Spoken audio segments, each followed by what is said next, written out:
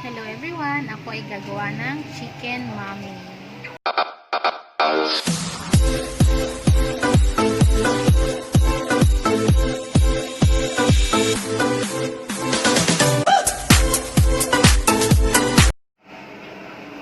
So yan, ito ang aking ingredients. Ito yung noodles, Mhie B, chicken na nilaga ko na, at carrots and repolyo, at nilagang itlog, at pinaghalong bawang na may onion ring. So, ganito lang gagawin ko. Nakamain ko na. Ayan. Pala ko ng noodles. Tapos, lagyan ko ng chicken. Next, repolyo. Carrots.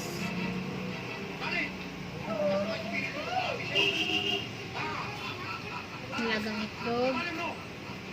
Yung chicharon.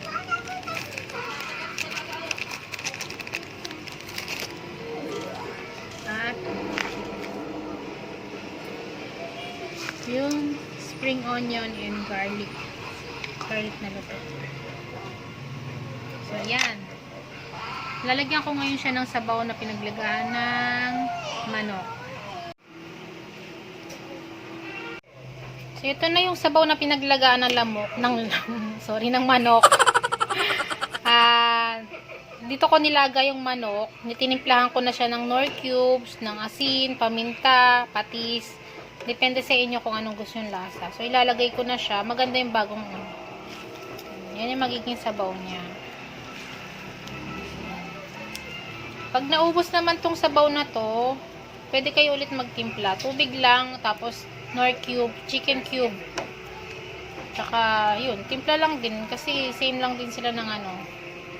Kaya okay lang kahit maubos yung sabaw, tapos marami ka pang sahog.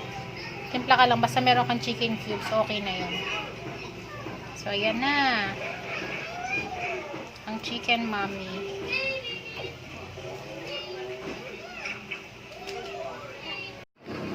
Kain tayo. Usod na ang merienda. Hapunan, pwedeng pangagahan. Pwede rin pang negosyo.